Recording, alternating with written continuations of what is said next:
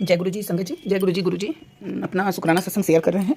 बहुत दिनों के बाद गुरु जी का रोज़ रोज़ मैसेज आ रहा था कि सत्संग शेयर करो, सत्संग शेयर करने के लिए, लेकिन थोड़ा सा परेशानी बहुत ज़्यादा है और मन में थोड़ा सा मतलब आलस कुछ ज़्यादा आ गया और टेंशन है, इसके कारण मन नहीं कर रहा था करने का। ऐसे तो हर दिन गुरुजी की ब्लेसिंग मिल रही है, हर वक्त गुरुजी साथ में ही रहते हैं, लेकिन एक सत्संग है कि कुछ दिनों से ना गुरुजी का एक सत्संग बार बार आ रहा था।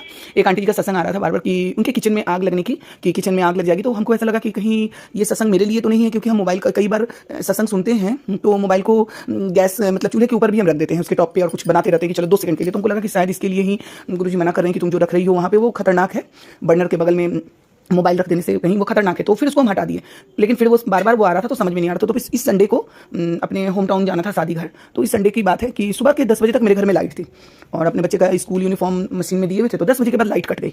तो 10 बजे के बाद लाइट कट गई और 3 बजे निकलना था, 3:30 की ट्रेन थी, तो 3 बजे निकलना था हमको घर से। तो वो कहे कि क्या बात है, लाइट क्यों नहीं है? तो वो मेरे हस्बैंड को बोले, तो वो बोले कि नीचे एक फेज ही लाइट आ रहा है, सो लिफ्ट में भी लाइट नहीं है। लेकिन पता नहीं क्या मेरे मन में हुआ, तो जाकर देखे तो लिफ्ट में लाइट था। फिर अपने हस्बैंड को बोले कि आप नीचे जाकर पता कीजिए।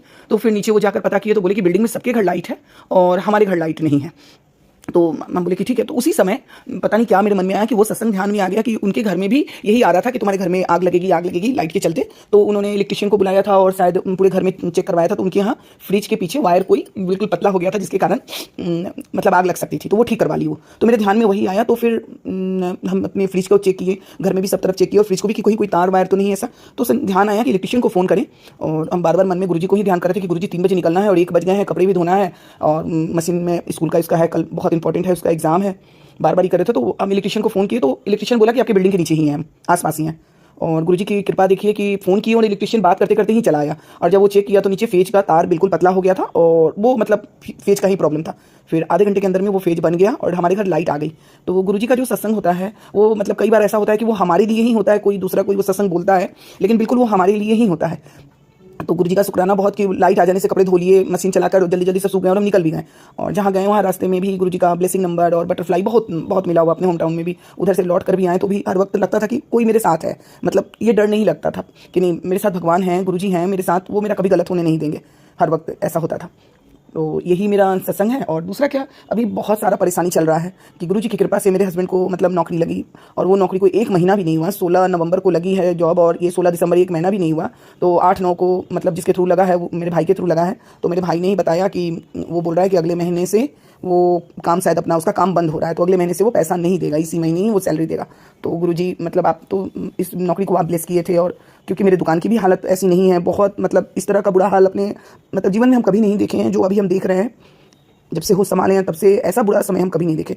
मन बहुत मतलब हिम्मत हार जाता है, लेकिन फिर सत्संग सुनते हैं और किसी किसी का गुरुजी मतलब कुछ पल में चमत्कार करते हैं। तो कई बार होता है कि मेरा किस्मत ही खराब है, फिर गुरुजी का मैसेज आता है कि किस्मत खराब नहीं है, कुछ लोग तुम्हारे साथ गलत कर रहे हैं, कुछ कोई ब्लैक मैजिक है ये है। तो हम चाहते हैं गुरुजी आप हमेशा के लिए मेरा उन लोगों से सुरक्षा कीजिए, क्योंकि ये मतलब बार बार ये चीज़ हो रहा है। मेरे हस्बैंड भी डिप्रेशन में जा रहे हैं, वो मतलब बिल्कुल निराश हो चुके हैं, क्योंकि पैसे के बिना कुछ नहीं हो सकता है। अगर कई बार तो सांस भी लेना पड़े तो वो पैसा ही देना पड़ेगा, अगर सांस लेने की भी नौबत आए तो ये हाल हो गया हुआ है। इसलिए थोड़ा सा मन ये हो जाता है, तो हम सत्संग नहीं शेयर कर पाते हैं। गुरुजी इसके लिए माफ़ कीजिएगा। और बहुत परेशानी है गुरुजी, आपका ही आसरा है। आप जितना मेरा परीक्षा लेना चाहें, जितना ही करना चाहें, सब हम देने को तैयार हैं। बस आप मेरे साथ रहिए, कुछ भी ऐसा मत होने दीजिए जो मतलब हम मेरे दिमाग में भी अगर चल रहा है तो वो सब भी नहीं हो, क्योंकि सारा मामला पैसों से जुड़ा ही है। आप मेरे साथ रहिए हर वक्त, क्योंकि आपका ब्लेसिंग नंबर जब हम दुकान से निकलते हैं हिम्मत हार जाता है तो फिर आपका ब्लेसिंग नंबर दिखता है घर पे भी, हर जगह। गुरुजी आप मेरे साथ रहते हैं, यही है मेरा ये। मेरे पति के नौकरी को, मेरे हस्बैंड की नौकरी को आप ब्लेस कीजिए गुरुजी, ताकि ये मतलब जो ये पैसा मिलता रहे कंटिन्यू, क्योंकि इसके पहले भी 1-2 बार थोड़ा थोड़ा मिला, फिर वो काम बंद हो गया। तो जब भी उनकी नौकरी लग रही है, जॉब लग रही है, तब भी कुछ ना कुछ परेशानी आ रहा है। और ये जॉब मतलब 7 नवंबर को फाइनल हुआ था और ज्वाइन वो किए थे 16 नवंबर को। 7 नवंबर को बोला था कि ठीक है आपको अपनी कंपनी में रखेंगे, और 16 नवंबर से ज्वाइनिंग डेट था और ये 1 महीना भी नहीं हुआ और ये जॉब में जा रही है गुरुजी। तो कैसे ज़िंदगी चलेगा आपकी? ये बेटी क्या करेगी? दुकान में भी 1-1 हफ्ता हो जा रहा है, कुछ सेल नहीं हो रहा है, फिर भी हम आपके भरोसे बैठे हुए हैं कि आप मेरे दोनों बच्चों को देखिए, मेरे हस्बैंड को देखिए, वो बिल्कुल निराश हो चुके हैं अपनी ज़िंदगी से। डर लगता है कि कुछ अनहोनी ना हो जाए मेरे घर में। और एक और बड़ी परेशानी आ गई कि जिस घर में हम लोग रहते हैं उसका जो मकान मालिक है वो हर वक्त बोलते रहता है, हर वक्त बोलते रहता है। अब वो क्या है कि घर खाली करने के लिए अल्टीमेटम दे दिया कि आप जनवरी में मेरा घर खाली कर दीजिए। अब इस 15 दिसंबर से 15 जनवरी गुरुजी हमारे घर में जो ये खरमास का महीना मानते हैं, इसमें शुभ काम नहीं होता है। तो अब हम ये सोच रहे हैं कि अब हम क्या करें। एक नीचे पता चला है कि एक घर, पहले भी उस घर के बारे में पता चला था, उसमें कुछ मेडिकल स्टूडेंट रहते थे, तो वो लोग बोले थे कि ठीक है खाली कर देंगे, लेकिन फिर बोले कि नहीं हम लोग आगे डेट एक्सटेंड कर दिए हैं, अभी हम लोग कुछ दिन और रहेंगे। लेकिन अभी 2-3 दिन पहले वो लोग बोले कि हम खाली कर दे रहे हैं, आप कब शिफ्ट कीजिएगा। वो लोग 20 दिसंबर तक खाली कर देगा। लेकिन अभी तक हमारा नेम लैंडलॉर्ड से बात नहीं हुआ है, वो हमसे बात नहीं करेंगे, हमारी सेक्रेटरी से बात करेंगे। तो गुरुजी आप इसको भी आप देखिए कि क्या मुसीबत है घर को लेके। कहीं भी रहो तो 3 साल पे घर खाली करना पड़ता है, हर 3 साल पे इसी बिल्डिंग में ये तीसरा घर होगा जिसमें हम लोग शिफ्ट करेंगे। बाकी आप सब देखिए गुरुजी, और यही मेरा सत्संग है। और कोई भूल चूक हो जाए तो संगत जी गुरुजी मेरा माफ़ कर दीजिएगा। और जो आंटी मेरा सत्संग शेयर कर रही हैं उनका भी बहुत बहुत शुक्राना। गुरुजी उनके ऊपर भी बहुत ब्लेस कीजिएगा, और जितने भी लोग हैं सबको ऊपर गुरुजी आप ब्लेस कीजिए, आप अपनी कृपा बनाए रखिए। जय गुरुजी। और अपना मंत्र जाप इसके साथ, उसमें मंत्र जाप नहीं कर पाया तो मंत्र जाप के साथ ओम नमः शिवाय शिव जी सदा सहाय, ओम नमः शिवाय गुरुजी सदा सहाय, ओम नमः शिवाय शिव जी सदा सहाय, ओम नमः शिवाय गुरुजी सदा सहाय। अब अपना सत्संग को विराम देते हैं। जय गुरुजी।